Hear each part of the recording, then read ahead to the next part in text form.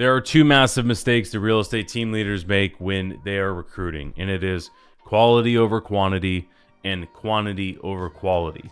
So this might sound simple, you've heard this before, but in this particular episode, I'm going to break down these two most common mistakes, why they have cost me tons of money, and how you think of these differently in order to grow your business faster and and ideally more profitably as well too. Now, if you're new to this, my name is Christian. I'm a team leader and owner of Onyx Homes, and this is the Start to Finish podcast for team leaders, where I am specifically talking about my journey of building Onyx Homes from start to finish. Now, the best possible way to get an inside look of how we're doing this, one is watching this, but two is to get on our email list.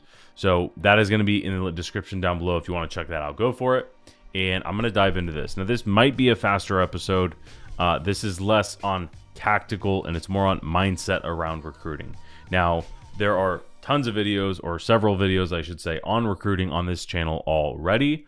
And I highly recommend going through those for the tactical how to recruit. Now, before you get to the tactical how to recruit, I talk to team leaders all the time that have this massive roadblock on recruiting. And here is how I will try to explain this, and I'll get actually into the recruiting. So let me give kind of an analogy here.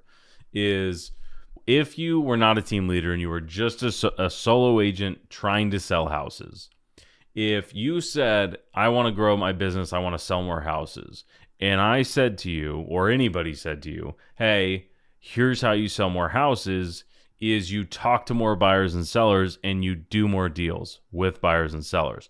If I said that to you, you would look at me like I have 10 heads, because you'd be like, duh, that's the only way to grow the business. And the reality is, but we have this conversation all the time with team leaders is, well, I want to grow my business. And it's like, yeah, okay, cool, awesome. What is the plan for recruiting? It's like, oh, no, we're not recruiting. It's like, what do you mean? That is literally the business that you're in. And here's the reality. Most team leaders do not realize the business they're in. And I'm saying team leaders and not like a rainmaker agent that wants to grow their own personal business. You just talk to more people. If you want to be a rainmaker agent and sell more houses, talk to more people. Now, if you want to be a team leader and you are going to say to yourself, instead of I want to run a team, I want to grow a team, I want to start a team, start saying I want to run, grow, or start a business.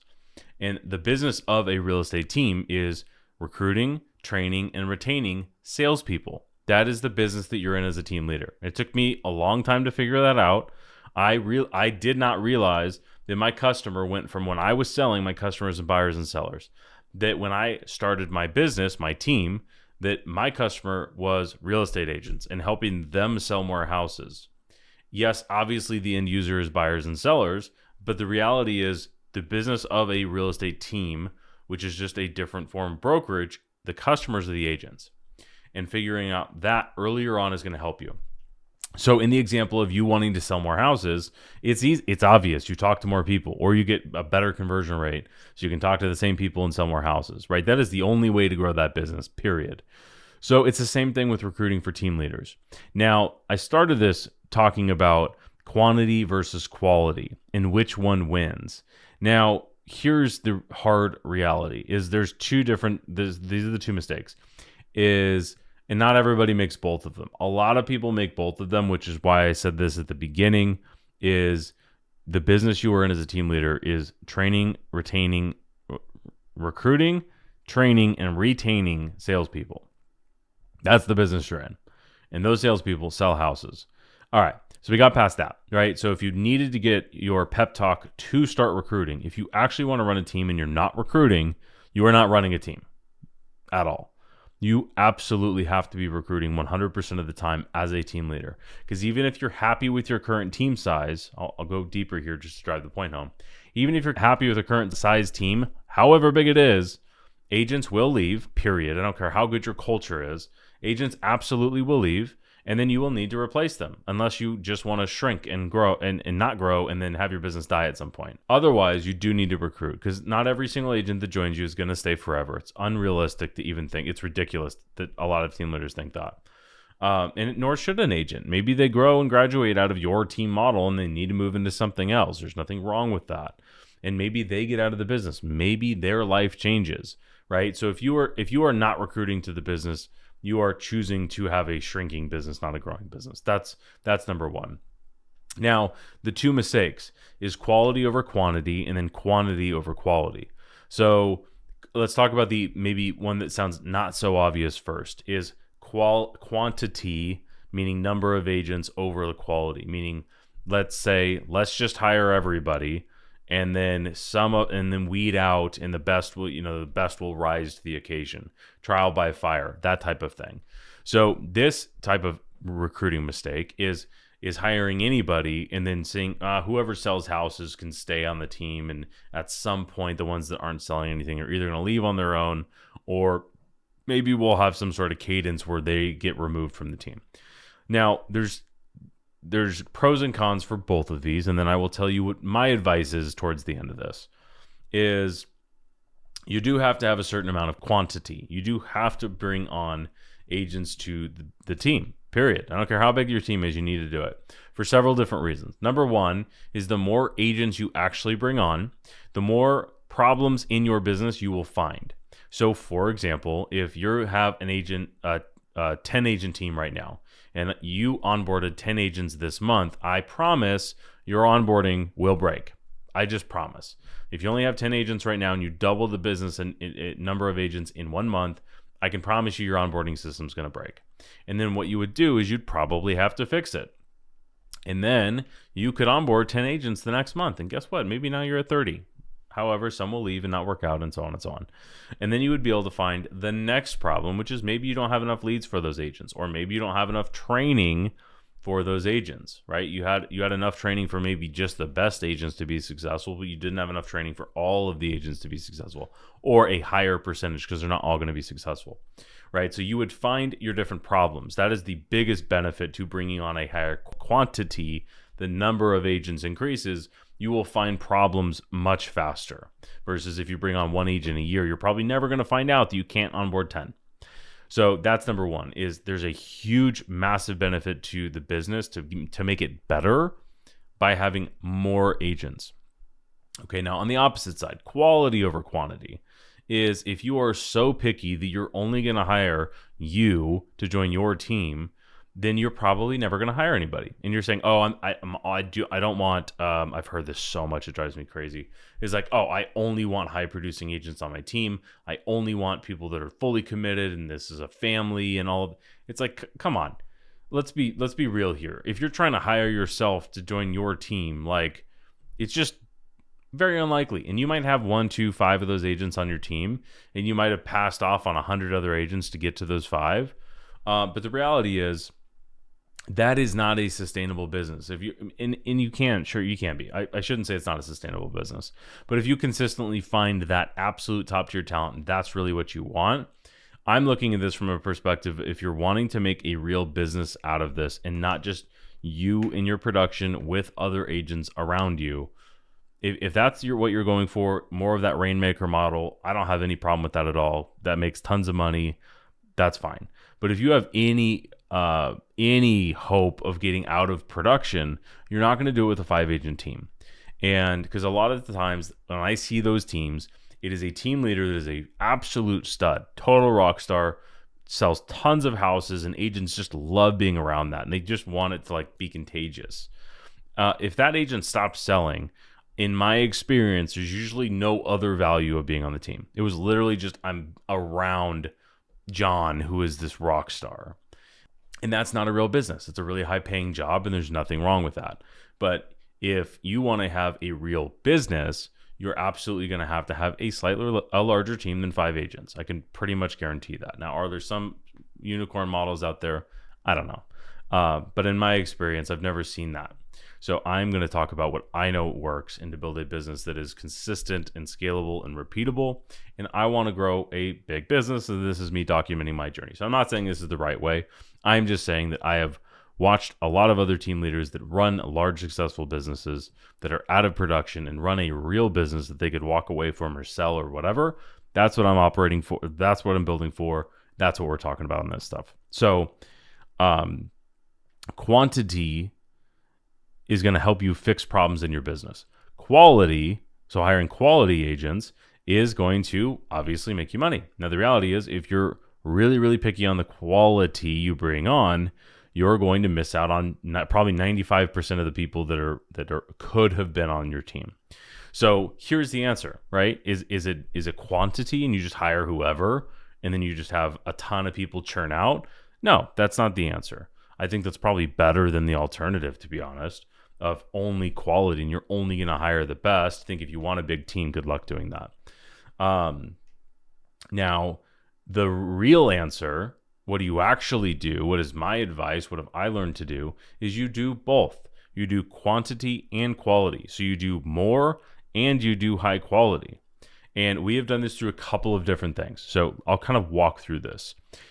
We have a massive disqualification process in our recruiting. So if you look at anything that's Onyx Homes recruiting, you can go to joinonyxhomes.com and you can look at our recruiting funnel. It is, at least as of now, this may change in the future, doubt it. You have to be full-time. So if you're not full-time, it is very clear that we do not want to talk to you. If you are not in our local market, we make it very clear that we service the markets that we serve.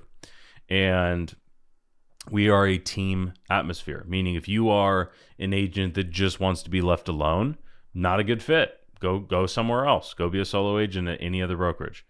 And if you're like I said, full-time already. So like those three things are kind of major. And another big thing is like all of our agents use our CRM and all of our agents use our email and all of our agents use our transaction coordinator and so on. So if an agent's like, oh, I want to be left alone and do my own thing, like it's just not a good fit. Go work somewhere else. And that's totally fine. So we disqualify all of those agents up front. Meaning like, hey, if this isn't what you're looking for, no problem at all. We don't need to talk. If this is what you're looking for, we should have a conversation. All right. So that's number one, is we have a massive disqualification up front because we want a high amount of quantity of the right type of agent. Now, what I have learned is I can sit down with an agent and think this person's going to be a stud. This person's going to be a total rock star. And then they absolutely flop and they are afraid of the phone. They'll never call anybody. They'll never do an open house. They'll never do anything. And then they just quit the business, right? That happens all the time. So I have learned that we look for the characteristics and we look for proof that somebody's actually willing to do what they say they're going to do. So what we look for up front, this is very transparent on what we look for when we recruit. This is on the quantity side, number of agents, is we look for agents who are, one, willing to follow our proven process of how to be successful. Now, what does that mean? It means they're willing to follow our sales process. We have a very clear dialed sales process of how to convert leads. We expect them to follow it. And we also have again, as I said earlier, CRM, have to use our in-house transaction coordinator, things like that. So that's our willing to follow a proven process. Number two is actually willing to put in the work that's required to be successful. Now, what is that? We have very clear standards on what our agents, what the minimum standards are in order to stay on the team and get access to what we offer. And I won't go into that too much in detail, but we follow a point system and follow-up boss, and then we have a weekly follow-up report. So if you're below the minimum standards of activity, think phone calls, emails, conversations, appointments, all that. If you're below the minimum standard there, you get turned off of the support and the leads and all the stuff that we offer. And if you're too busy to do your follow-up, you're obviously too busy for new leads. So when I say we are looking for agents who are willing to follow a proven process, and number two, that are actually willing to put in the work that's required to be successful, those are two very clear things. And if somebody is willing to do those things and they are full-time in their everything that you just said, if they fit the agent avatar, we will onboard them to the team. And then what we learn to do, right? So that's kind of from a disqualification standpoint, everything that I just said. Now, that gets our quantity down to, let's say, manageable, because we used to have hundreds of people apply every single month. Like I'm talking 500 or 600 or 700, which is crazy. 500 agents every single month apply for our team. It's because we hired part-time, we hired anybody. We did the quantity thing. And what we did was we fixed our onboarding, we fixed our training, we fixed a lot of these things because we hired a lot of agents. We hired a lot of the wrong agents, but we learned that we needed to have an automated recruiting. We learned that we needed to have automated onboarding. We needed more training, right? We learned that we needed all these things simply because we brought on a high quantity of agents. That's how we learned all those things. So that was number one. Now, that is the disqualification process up front is going to allow for a higher quality because you're going to be disqualifying the really low quality that are just not even a remote fit, right? You don't need to recruit somebody that's not a good fit at all. So, okay, let's flip to the quality side now. Is once we did quantity, so we grew the team and we brought on agents and we did that around our standards. Then what happened was magic, is we recruited to our standards and we held our standards. And then the agents that joined us followed the process, hit the standards, and were successful. Not all of them, but most of them were. Or rather, all of them that followed the process and hit the standards were successful. And that is the case study after case study after case study of quality. So we can bring on a high quantity of agents, and they can come on and prove if they hit our qualifications, then we hire them. They go through our onboarding process, and they have to prove that they're actually willing to do the things that they were brought on. So the willing to follow a proven process and actually willing to put in the work required for successful is something they see in advertising of, hey, if you're a SoCal agent and you want to grow your business with a proven process, click to learn more, right? So it's in the advertising. It is on the landing page. It's in the job description. It's everywhere. That's the two things we're looking for. In the interview process, we filter out people that don't fit that. In the second interview process, we show what it actually looks like to work on our team. We bring them into a team meeting. We show that. And then the third thing is if we onboard this person because we feel like they are willing to follow a proven process and put in the work, then in the onboarding process, what we have learned is we need to make sure that they know how to follow the proven process and that they know what it takes in order to actually put in the work. So we totally revamped our onboarding process this last year to make it even more obvious of how to do both of those things. So for example, we found out that all of the successful agents get on the phone and make phone calls right away. So we said, okay, some agents are afraid to make calls in the pond. So let's just assign leads to the agent so that we can see that they know how to change the stages, that we can see that they're actually texting and calling and emailing, so that we can see that they're actually following the script, so that we can see that they're doing these things and doing them consistently over the first week. So we implemented that, and magically we had way better our agents learned the process way faster when we did this. We added in more homework in the onboarding process that makes sure they know the sales process, or at least that they know what they need to learn better, what they need to improve on. We put that in the onboarding process. And then, so what is happening here is we are bringing on a high quantity, a lot of agents relative, right? We are bringing on a high quantity of agents, and we are filtering for quality through the entire onboarding process. And we, frankly, have a 30-day probation period. So if we feel like you're a good fit and we onboard you, you prove that you're a good fit in the first 30 days. And if you don't, hey, this isn't a good fit, we're going to go ahead and offboard you. And it is that fast. And this is something that I feel has helped us keep a really high level of culture of productivity on our team. Is agents know that, hey, if somebody joins and they're not working, like this is not the place to just hang your license. And that is by design. If we wanted to have a brokerage that just hung licenses, I'd be collecting desk fees, which we do not do. So the quality and quantity question is the answer is both. You bring on a lot of quality agents, and inequality does not just mean you have this crazy high standard for what an agent's going to be. You need to be realistic. Now, you also need to have your agent avatar. And if you're running a model that requires the top 1% of agents to join your model, good luck running a successful business. But even the top brokerages in the country, like Sotheby's doesn't do that. Like maybe they have the top 5%, like I don't know. But they do bring on a lot of agents. They're not small, right? Even the big like luxury teams are maybe the only exception here, but 100% of them, the principal is selling, and they sell 90% of the revenue. So like that's a totally different conversation anyway. And if that person wants to scale out a real business, guess what they do? Guess what Sirhan did? Hired a whole bunch of agents. and it's quality and quantity, right? I think it's a fantastic example. What did Christie's do with Aaron Kerman? He literally just built a brokerage, right? On that, and like he still sells a lot. If you don't know who I'm talking about, he's huge in LA. But then again, it is quality and quantity, assuming you want to run a business, especially one that allows you to get out of production.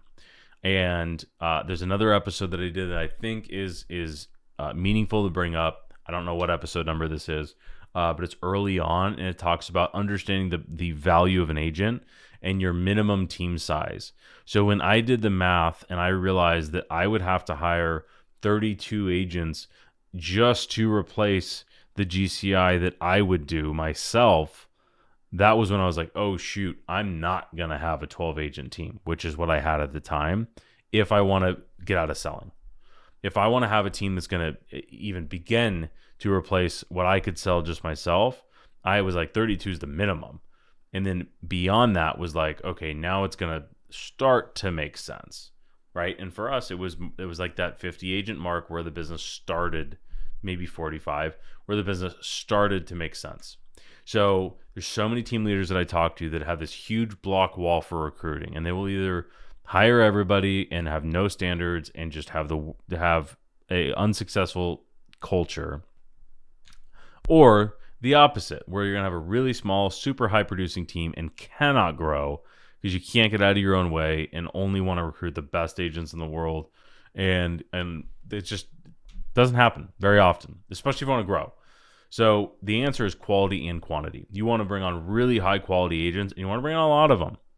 And are you going to be at 100% of every single person you hire is going to be a rock star? No, absolutely not. I had to just totally get over that I cannot tell which agent's going to be successful or not. As long as they fit our criteria, they are willing to, like, they look at what we offer and they're like, yeah, this is exactly what I'm looking for. We onboard them, and then they have to prove it. And if they prove it, great. And if they prove it for 2 years and then they stop proving it, this isn't a nonprofit, right? So maybe we make that decision later down the road. And if an agent joins us and has 2 successful years and then things change and then they want to make a different direction in their career, that's totally fine. And that is why we recruit. So that's the message for today. I have one more story that I do want to share before I wrap up, and it is for the team leader with a small team that doesn't want to recruit. If you're still listening, for the grace of God, here's the one piece of advice that I have is when I had a small team of, let's say, 12 agents, I was always terrified that the number 1, 2, 3, 4, 5 agents were going to leave. And if they did, it was 20% of the business was going to walk out of the door. If one person left, if 2 people left, it was half of the business was going to walk out the door. And I was constantly worried about that. We made really bad business decisions because we were worried about that. And then fast forward 2 years later, after pouring in a lot of resources into those agents that I'm referring to, they left anyway. Did not matter that we did everything they asked. Did not matter about whatever. And that same week, the only reason that no hard feelings, obviously it is what it is. They felt like it was a better business decision from them, and good, that's fine. But the reality was, from a business perspective, the business did not feel any impact of that agent leaving, because that same week we recruited enough. The agents that we recruited that week were going to replace the agent that left from a business perspective.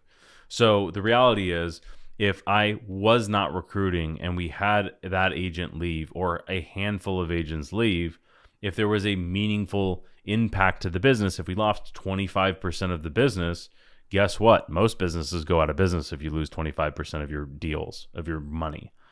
And if you don't go out of business, you probably have to start cutting back on stuff. It probably means you're going to have to start firing people. It probably means you're going to have to start cutting back on stuff. And is that great for the agents to stay? No, it isn't. And on the flip side of that is our business has grown 30% year over year for the last handful of years, and we're likely to even increase that. What has happened? We have added more resources every single year to our agents, meaning that our team becomes a better place to work, to have a career every single year, the bigger that we get.